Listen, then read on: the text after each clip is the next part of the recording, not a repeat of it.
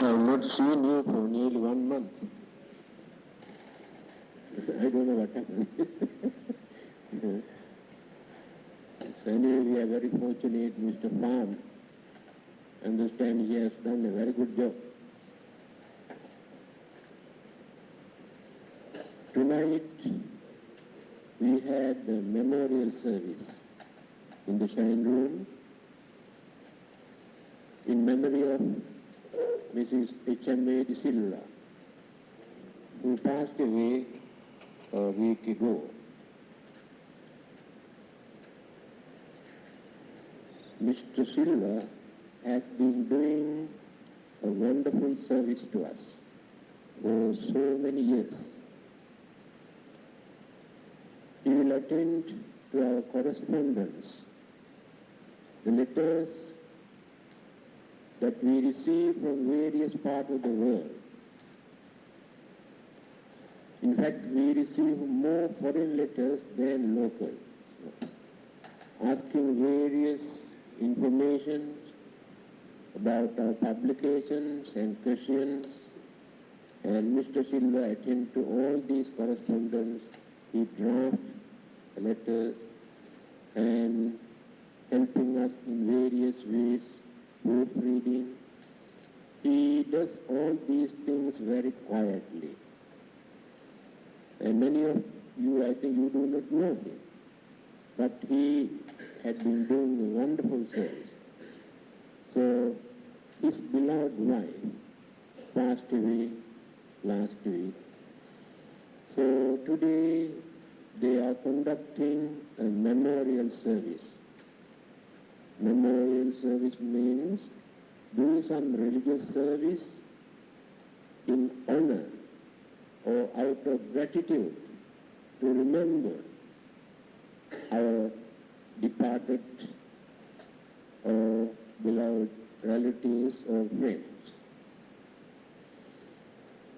There are many things that we have to learn regarding this memorial service. When we observe the way how people conduct memorial services, still there are many things for them to learn. In fact, they waste for unnecessary things, and where we cannot find any religious significance or meaning. Before Buddhism came into existence, people had various kind of rites and rituals and ceremonies to remember their departed, such as sacrificing animals, thinking that the departed persons will be benefited, and burning rice and ghee and butter and various valuable things as offerings to the departed person. Again, praying and worshipping to the departed by offering food and various other requisites. And these are the common belief and practices they had for thousands of years in many parts of the world. The main reason is they had no clear understanding what will happen to that person who departed from this world. They had their own imaginations. They thought all those departed persons will be born as a spirit, in a spirit form,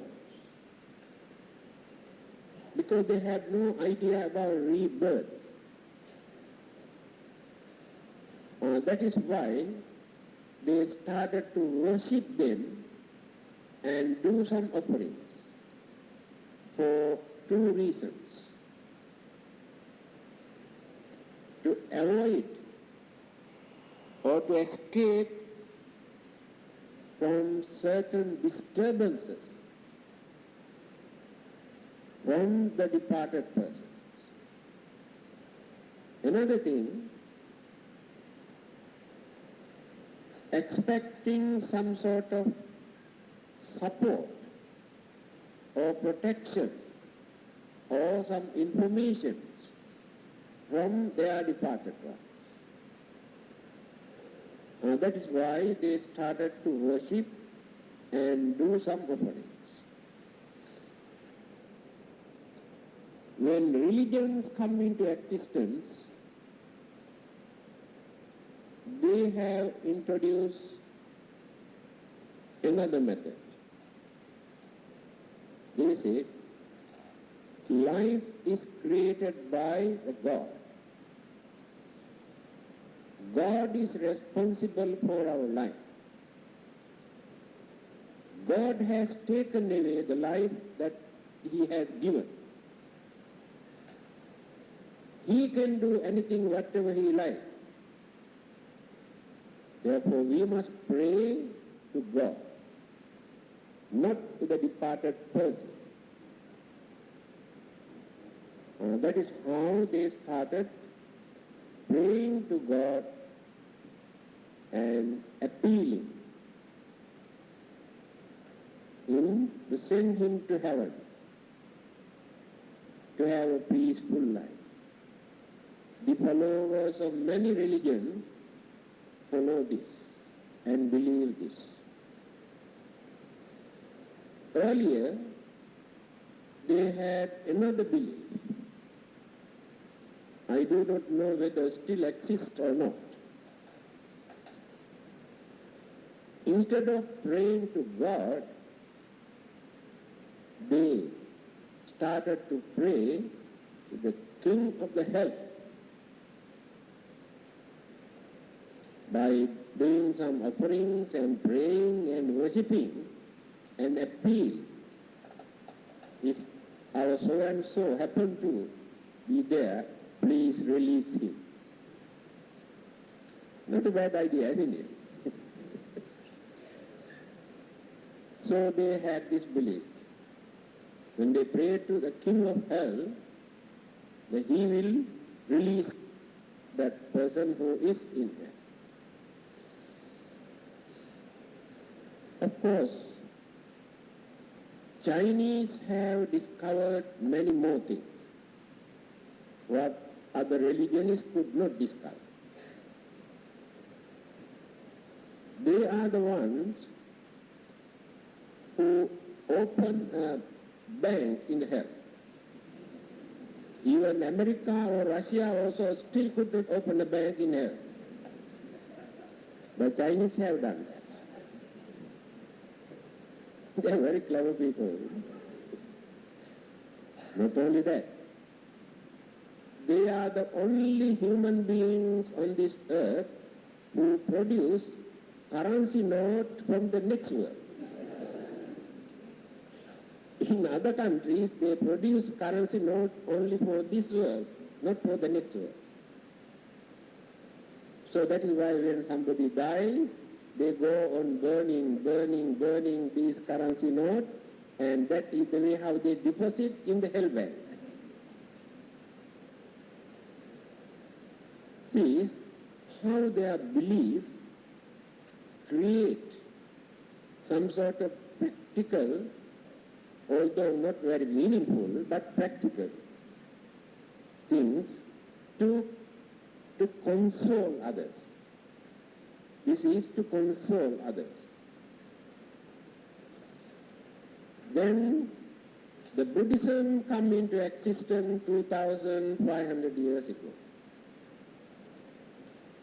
The Buddha did not accept any of those age-old traditions and beliefs, but he has given very rational meaningful, practical method for us to practice to remember our departed. That is what we have been practicing without wasting anything, without becoming mockery in the eyes of the intellectuals.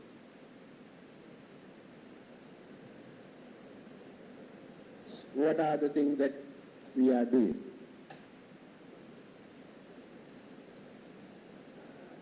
We do not know actually what will happen to a person when he is dead and gone, where he or she is.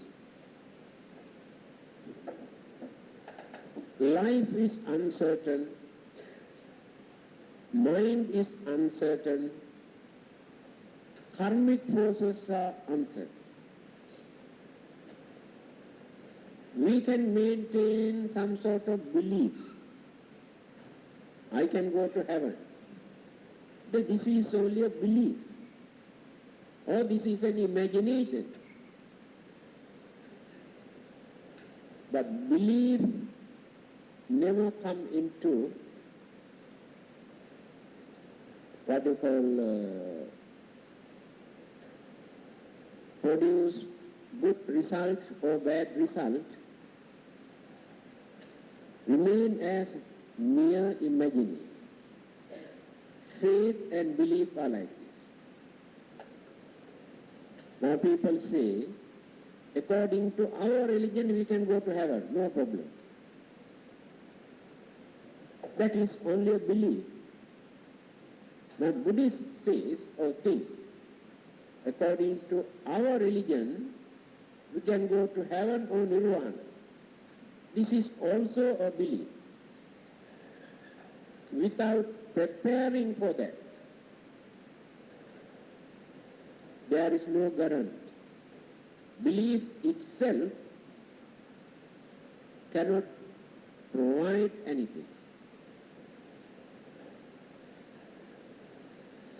Now, I cannot say, although I have devoted my life for more than at least 60 years to lead a religious life, to keep away from bad things as much as possible, not to harm others or disturb others or bluff others, try my best. Without working for myself whole day and night, I am working for the benefit of others. Even then, there is no guarantee what will happen to me after my death. Why? Because I have not attained the higher state of sainthood, Arahant. Still we have worldly minds. Still our minds are subjected to certain temptation and also can irritate, provoke, disturb very easily. This is the nature of our mind. This situation remains until we attain the higher stage of sin. Through our knowledge, understanding, determination, we can maintain certain virtues and good qualities and precepts. Still, we have human emotion. Emotion is very sensitive. That emotion can be aroused very easily. That is why well-educated people, so-called religious people, suddenly show their temper and can become very violent and aggressive because of that emotion. That is the most difficult thing for us to subdue, to control. Through our understanding and determination, we suppress our weaknesses. We don't want to be cruel, we don't want to get angry, and we don't want to harbor jealousy, we don't want to be selfish, and we don't want to disturb others. We want to be truthful and honest. But these good qualities we have to maintain by training and training and training and cultivating our mind. But even then, the sediments in our mind remain as dirt. Dirt, sediments still remain. Now the water is very clear, crystal pure water. But when you stir, you can see all sorts of dirt come out from the well or pond or even pot. The mind is exactly like that. Through our religious knowledge and understanding, we try to calm the mind, purify the mind. Look very nice, very calm, very serene, very religious, very kind, very understanding. All outlook, very nice. But when you stir the mind, all the dirt, rubbish, bad words and all sort of things come out. That is why I told you, even in my case, still there is no guarantee that what will happen to me after my death. It depends on the last thought which appears in my mind before my death. Not the thought that appears at this moment. No one can live in this world without creating bad karma or good karma. Most wicked, cruel, dangerous men also create some good karma. Very religious men also create some bad karma, like due to jealousy or anger or ill will or some certain things. So this is the nature of the mind. So throughout our life, we are going on accumulating good karma and bad karma, good karma and bad karma. Heaps. Thoughts, words, action. Either good or bad. Others do not use the word karma. They say only action. Same meaning. Action means karma. Then what will happen? When we are going to die, our senses cut off from the mind. So at that time, we say we are unconscious. Actually, we are not unconscious. We are fully conscious. Senses are not working with the mind, that's all. Mind is very active, but cannot express, cannot absorb through the senses. No connection with the external object.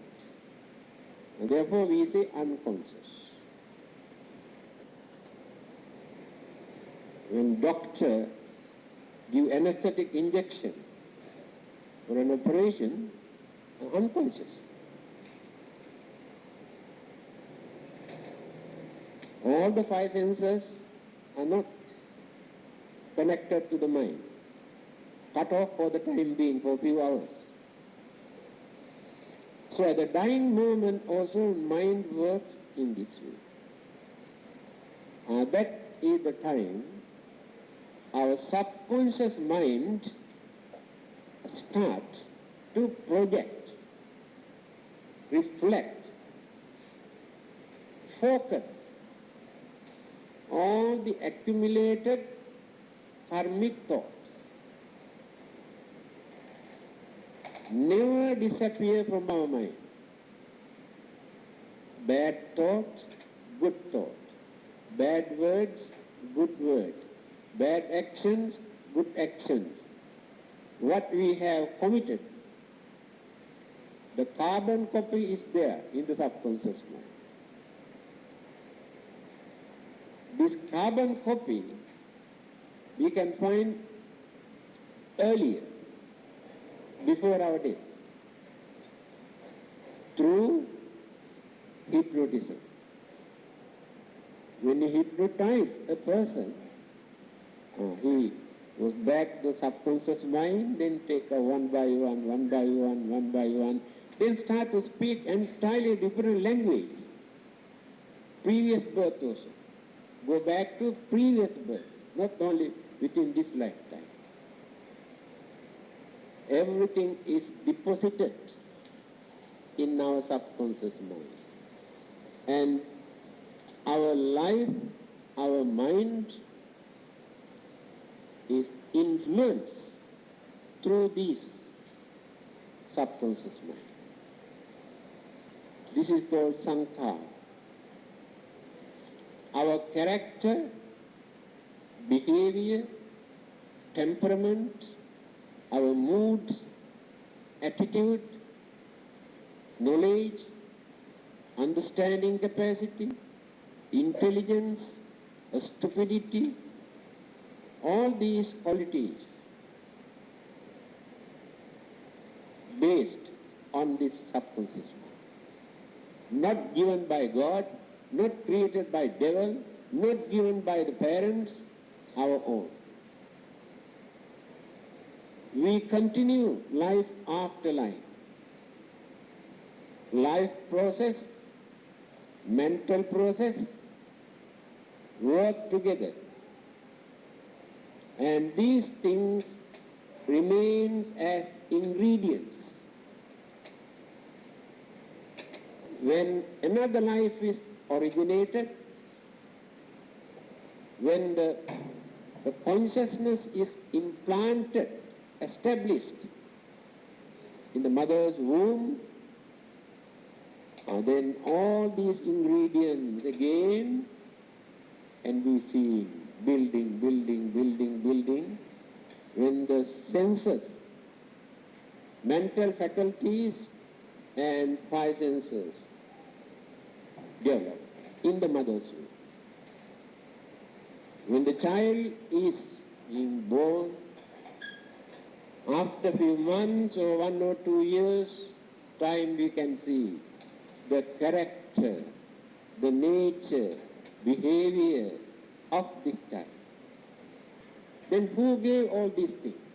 Nobody else. It's all. This is the way how we continue our life. Because these ideas were not there earlier.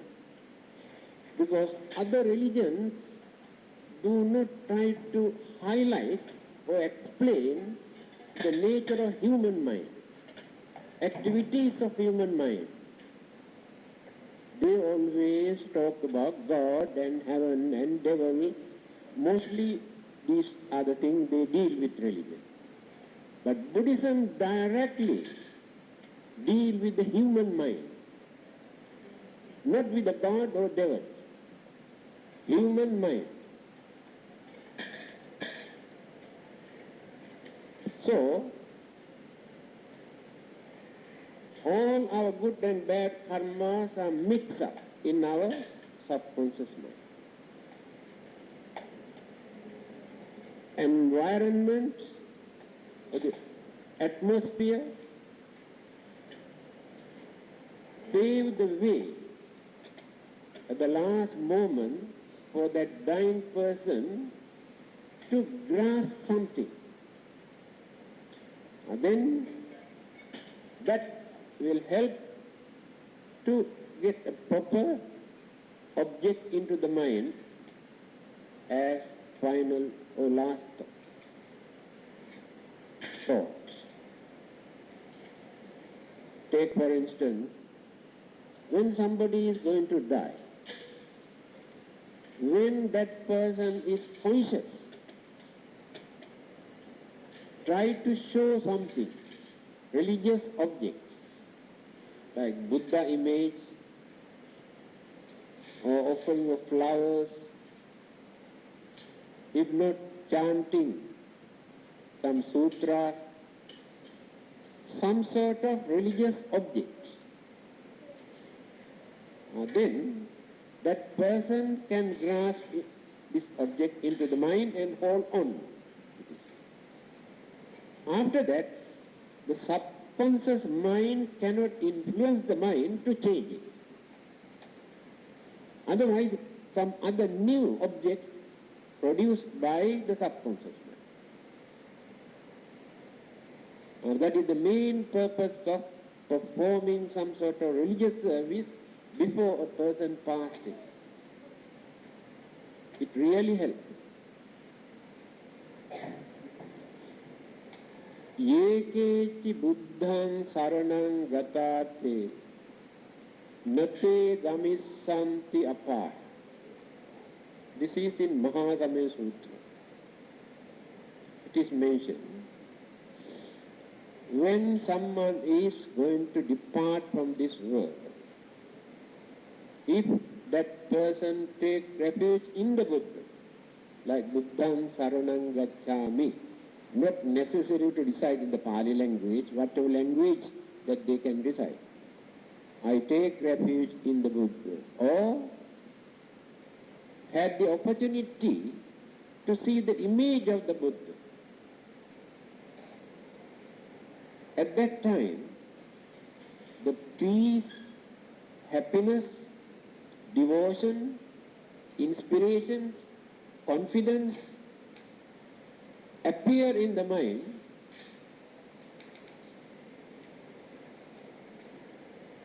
can overcome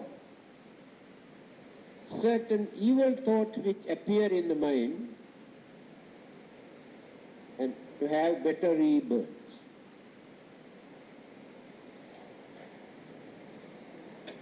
Nate gamissanti apaya. Although that person has committed evil deed or bad karma, immediately after that person's death, rebirth never takes place in hell, because that person has taken refuge in the Buddha. He departed from this world with inspirations and devotions and confidence. That has become a very strong karma at that moment. It does not mean that he can wash away all the bad karmas he has committed earlier. No, remain behind. But immediate rebirth takes place because of this. This is the nature of the mind. There is a story, a hunter who has never done any religious work, meritorious deed. One of his sons was a monk.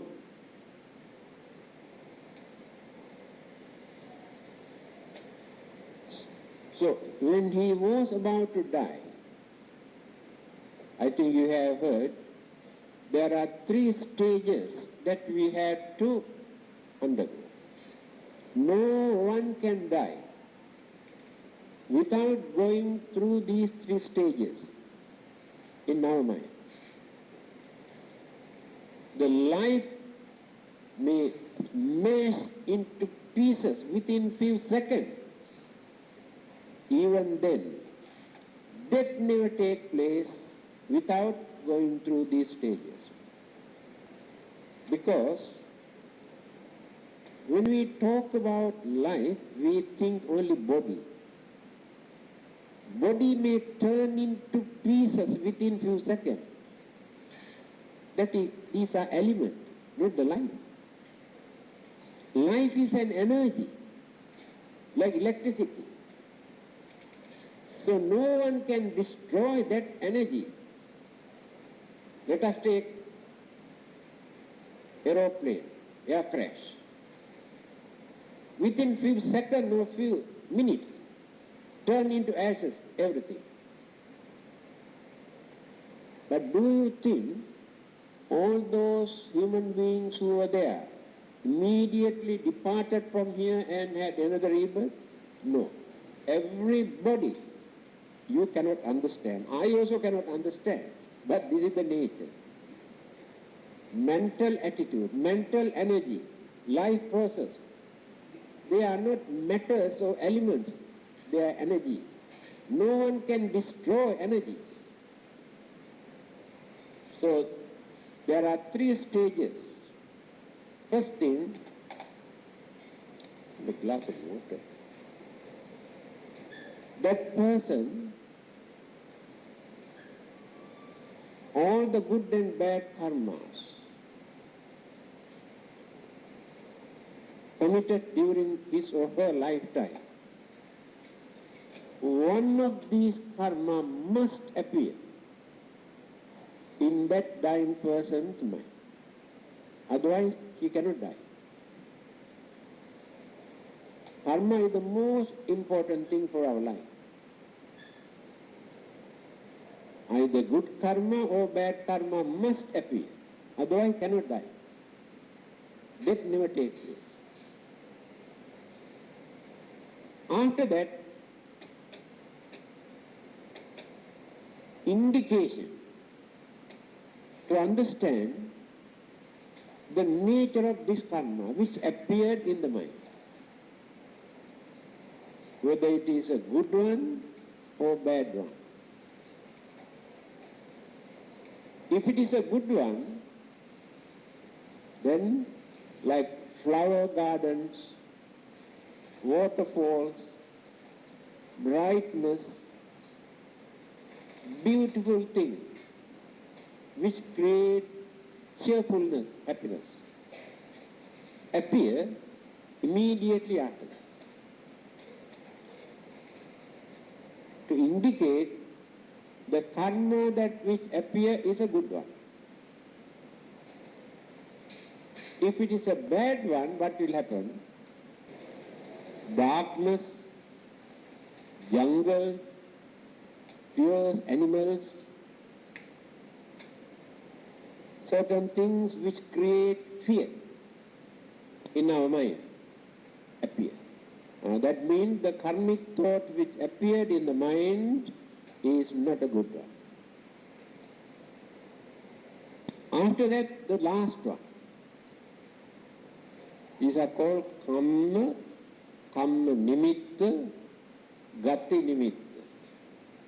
Gati nimitta, to indicate the fate or the destiny of this dying person.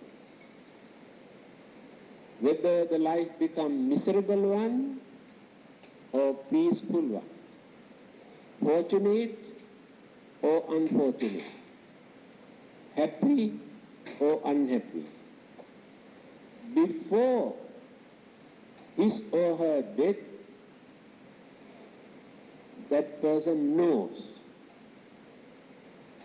The belief that people have that after our death, our departed soul or spirit go on searching a suitable place for us to have a rebirth after a few days. Also an imagination created by us. Buddhism never supports this idea. It's only our imagination. There is no interval, there is no gap between death and rebirth. Rebirth means conception, not birth. Conception. There is no gap. It is like this. Now, when we throw a stone, that stone cannot remain somewhere without dropping. That must drop somewhere. When we shoot a bullet, that bullet must reach somewhere, cannot remain halfway. When we shoot an arrow, must strike somewhere. The departed consciousness is exactly like this. Hear what the Buddha says. Viññānaṁ mātupuccismiñ okkamati. That departed person's consciousness, when it is transmitted from here, mātupuccismiñ, in the mother's womb, okkamati, enter, like flashlight. This is the nature of mental energy. In that consciousness, it is not pure mental energy. In that consciousness there are so many ingredients. Craving, attachment, karma, all these things are there. They are ingredients. Then this will become the nucleus of life. The belief that people had, scientists, psychologists, for a few hundred years, rejected by Albert Einstein. What is that? They thought, first, the element start, the building, the life in the mother's womb. After a certain period, the mental energy and consciousness enter into this. Albert Einstein said, no. Mind must come first. Because of that mind, then all the other elements and cosmic energies combine together, then start to build the life. What the Buddha had said earlier, people could not understand. So life starts from the mind, not from the body or not from the elements. They come and join to build a house for that life to exist. And this is a house, not a life. We devote our whole lifetime to attend to our house, not to life. This is the biggest mistake we are doing. We neglect our life. We attend only to a physical body, which is dirty, ugly, filthy, decay and ruin and throw away after our death. But we spend millions of dollars to look after this. After our death, can we carry this? People cannot keep this at home, so dirty, smelly, go and burn or bury. That is not life. That is the house. It is collapse, ruin, destroyed. But the life is gone. The poor life had to go alone if you have not attended to this life. All the while you have been thinking, worrying, attending, decorating, feeding, washing, cleaning your body, not the life. You dirty your life, never try to clean the life. Every time when you develop your anger, jealousy, grudge, ill will, you dirty your life, not the body. If little bit of dirt here, you go and wash and clean immediately. But when you dirty your mind, you never clean it. What is the meaning of observance of precept, 5 precept, 8 precept? What is the meaning of observance of meditation? To clean the dirt that we have accumulated, to dirty our mind. But how many people can devote that time to do that?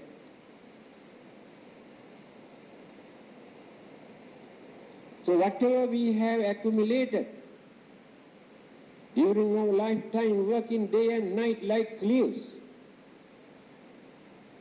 we drop here. Can we carry anything with us? Nothing. Artha grihe nivurtanti. Everything what we have accumulated we left here, at home or somewhere.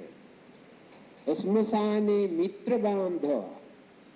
Our relatives and friends follow us up to graveyard or crematory. Go there and cry and worry and come back home and laugh. And try to find out where the money and jewelry and no more worries, no more crying. But that poor departed person, gone. Sukrutang duskrutang chaiva. All the good deeds and bad deeds that he or she has done, carried with her, not the property. Cannot carry anything. Of course, some people put in the coffin, thinking that this is another primitive man's belief. When he put into coffin, the departed person get back in the next life, next world. A very childish way of expressing their feeling. No meaning at all. That person can carry only good deeds and bad deeds. Whatever you have given to others belong to you. Whatever you keep at home not belong to you. You cannot carry it. Remember this. You can claim only that, what you have given to others as yours. Because you get back what you have given. What you have left here, you never get back.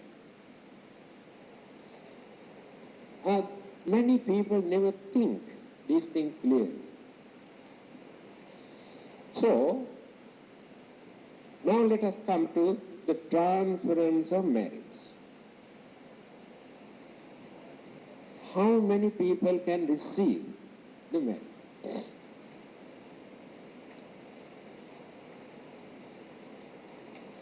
Rebirth can take place in one of those 31 planes of existence. There are 31 altogether. Start from hell, animal kingdom, spirit world, ghost world, human beings, 6 kind of Devaloka heavens, 16 kind of Brahma world in different forms.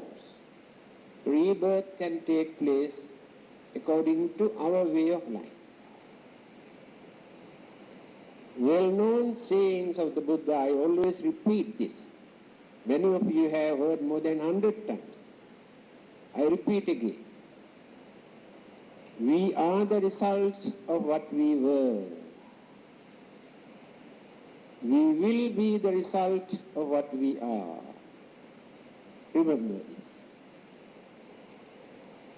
If our life is miserable, unfortunate,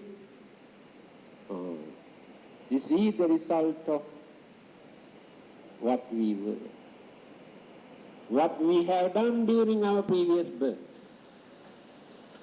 The bad effect return to us, come to us. We have to face it.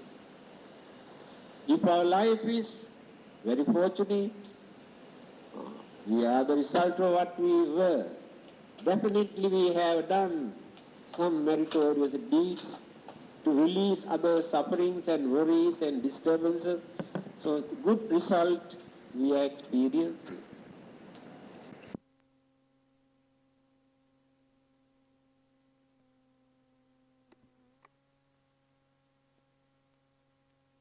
Food, enough clothing, enough shelter, enough medicines, enough pocket expenses. We are not suffering actually. Look at what is happening all around the world. How many millions or billions of human beings are dying, starving, without food?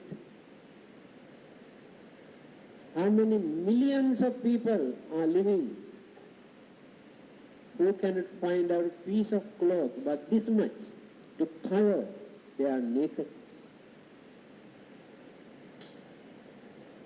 I have seen when I was in India, people come from Sri Lanka, Burma, Thailand, visit Buddha Gaya, Sri Mahabodhi. They prepare very nice flag and some wording also. Namo Buddhaya and Buddhu Sasuna Babalewa in Sinhalese. And Sabbu Papas Akaranam. After that they hang these pieces and go back. Those poor boys and girls who are staying around that area immediately come and take away all these flags. And they use them as their dress. Then we can see their buttock, Namo Buddhaya, in front, Buddhu Sasuna Babalewa, because they do not know these words. The poverty is like that. Now, let us go to Ethiopia, Africa. How many millions are dying without food? These are living examples for us to understand. Here, during the Chinese New Year, how many load of old clothing people bring and dump here in the temple?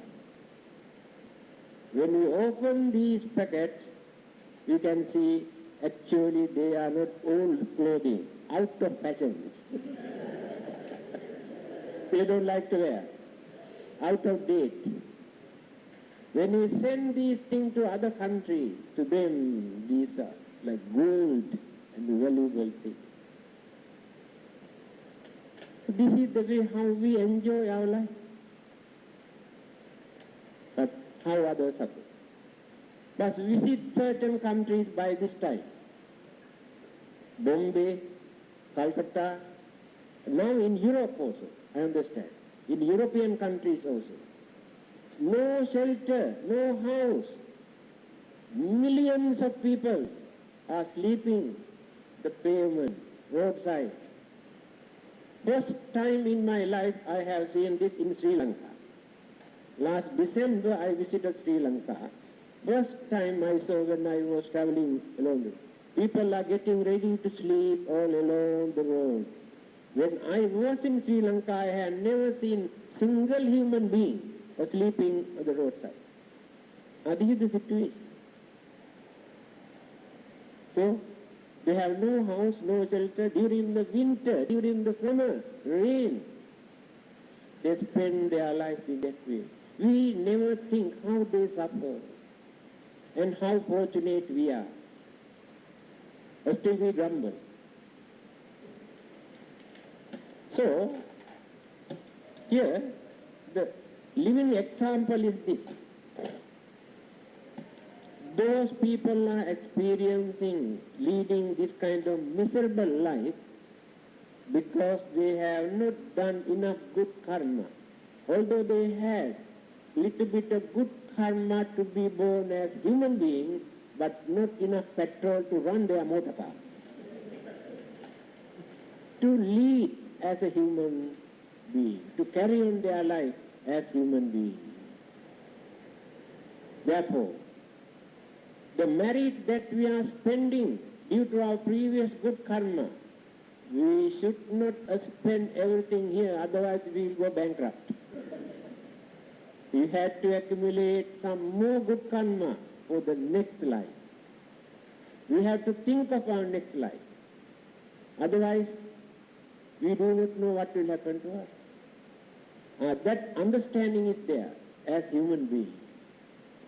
Again, when we suffer while others are enjoying, then we have to think, well, it seems we have not done enough good karma for us to carry on a peaceful, happy, healthy, good life. So within this lifetime we must try our best to do some good karma. At least from next life onward we can have a better life, peaceful life. These are the things that we have to learn from this living example. So uncertainty in our life is like this. When you read Mangala Sutta, always you recite, but you never think seriously. Patirupa desha vasocha pubbecha kata punyata. Those who had the chance to be born in certain countries, certain villages, certain cities, certain localities, where they can lead peaceful, happy life without fear, without worries, without disturbances. They are blessed people, the Buddha says. Because they have done some good karma to be born like this.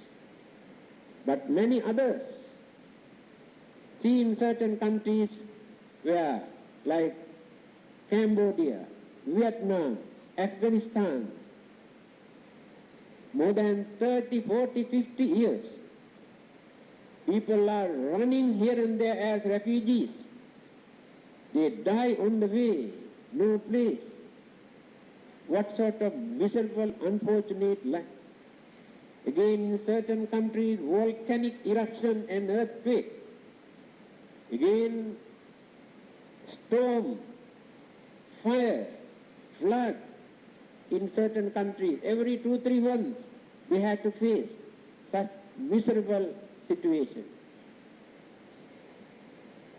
Again, drought and no food. So we never think how fortunate we are when you compare our life with them. That is why the Buddha says, Patirupa desha vasocha pubbecha kata punyata. Those who have done some good merit during their previous birth are blessed because they gain their requisite, their food and clothing and shelter and medicines and necessities without struggling for these things. So karma is like that.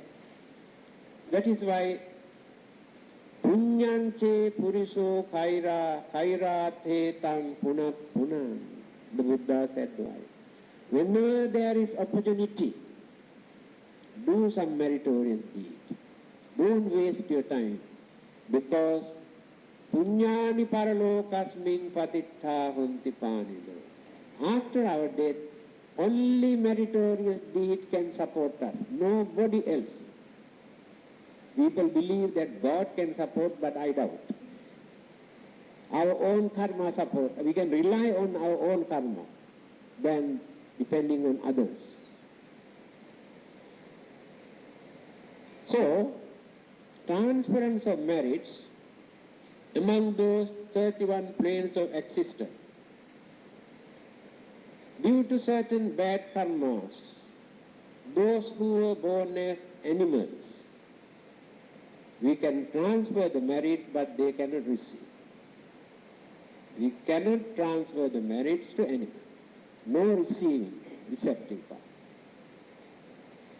Those who are born in hell, due to certain bad karma, we cannot release them by transferring merit, because their karmas are heavy. Until they finished their period, 100 or 200 or 500 years, nobody knows how long, no one can release them by transferring merit to them. So if you can release those who are in hell by transferring merit, it's just like you go to Puru jail and try to open the doors and allow all these prisoners to go. It doesn't work in that way. No, there is no justice. Then, among those spirits, one particular group, those who are born as spirit, waiting to receive the merit. If we do not transfer the merit, their lives become miserable. And then they try to communicate you. Whenever there is mental relationship, friendship or relationship, they can communicate, but not others. No communication. So they try to communicate at daytime, but they notice your line is engaged. They dial, but not catch. Finally they found out, while we are sleeping, they dial, catch, appear in dreams. That means they communicate. Express something, either what they need or some sort of their problem. If not, give some good news. There are many cases they give some good news because of that communication.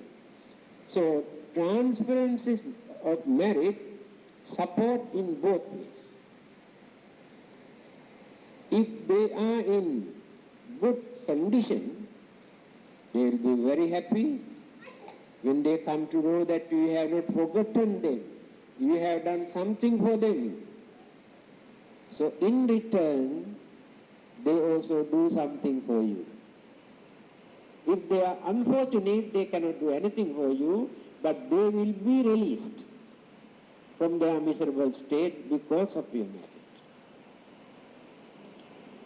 Again, those who are born as human beings after their death, they do not depend on others' merits.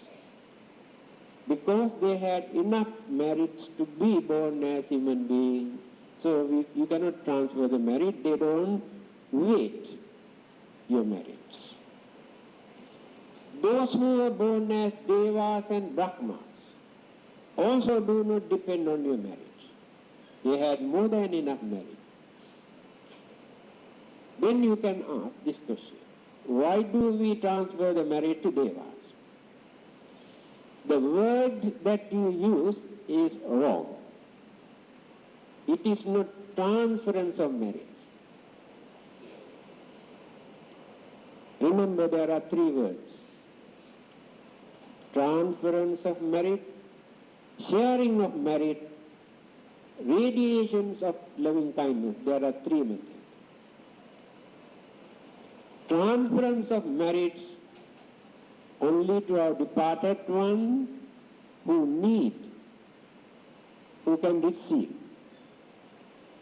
Sharing of merits we cannot do with the dead person. They do not know how to share. We have to tell something whether they are human beings or devas or Brahmas. Today we have done this kind of meritorious deeds.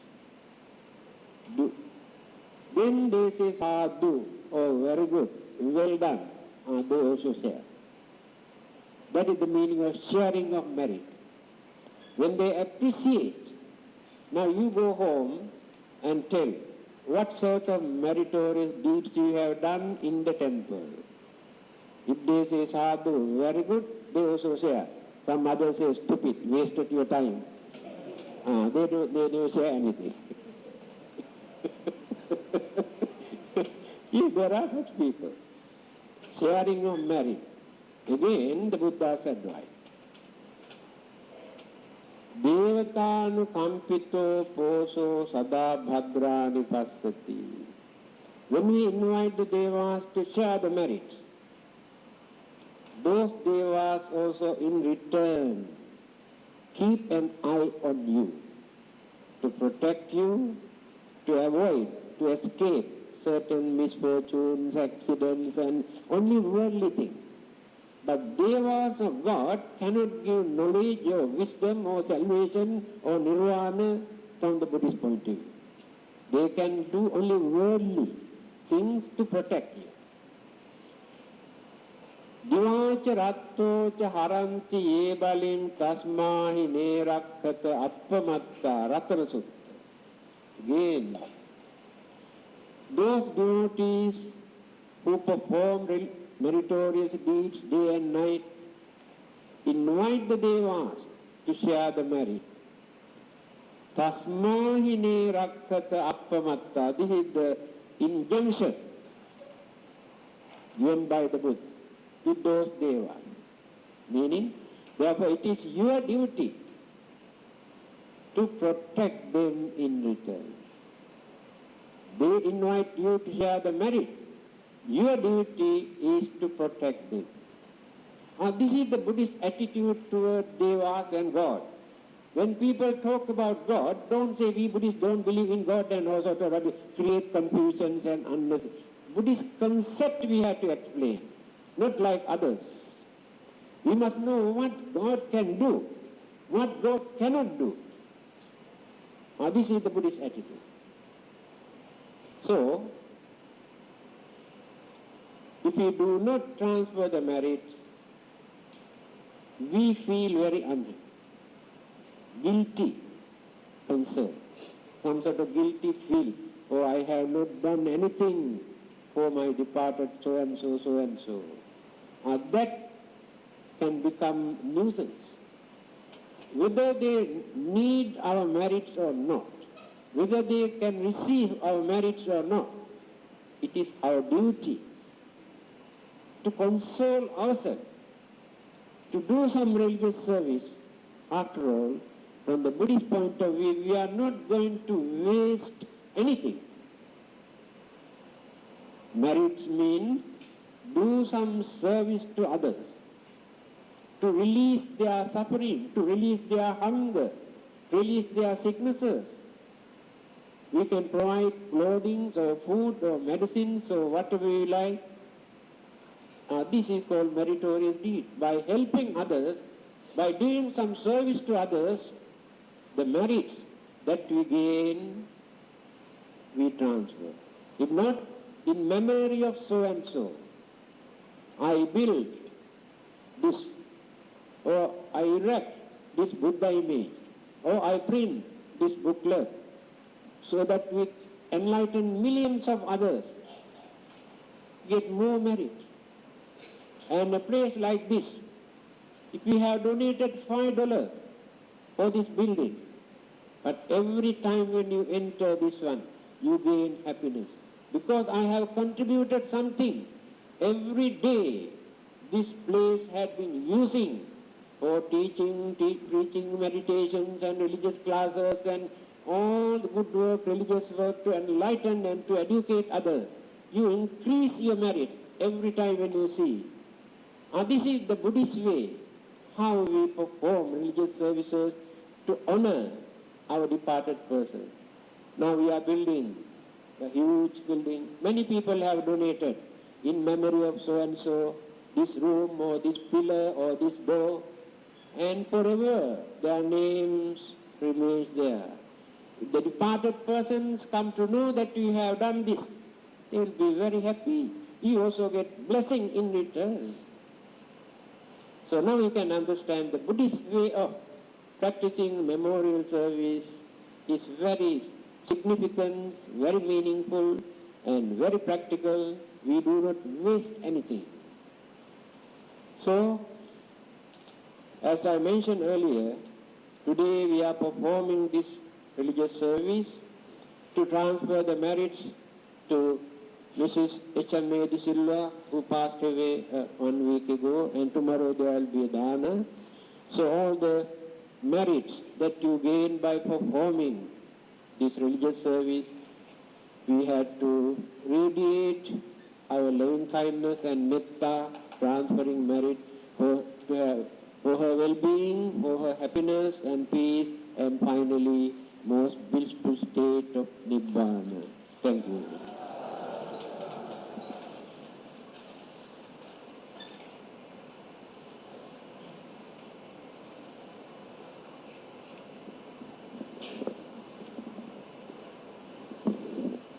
Sharing of merit.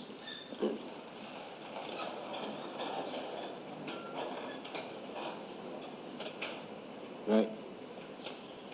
Imina punya kammena upajjaya gunuttara acari upakaraca mata pita piya mamang Suryo Candi Maharaja Gunawanta Marapice Brahma Maharaja Indace Lokapalaca Devata Yamo Mitta Manusace Majjata Verita Pice Sabbe Satta Sukhi Hontu Punyani Pakatani Me Sukhanjati Vidandentu Hipam Papite Omatang Imina punya kambena imina ujihena ce kipahang sulabe cewe tanu padana tedanang yehantani hina dhamma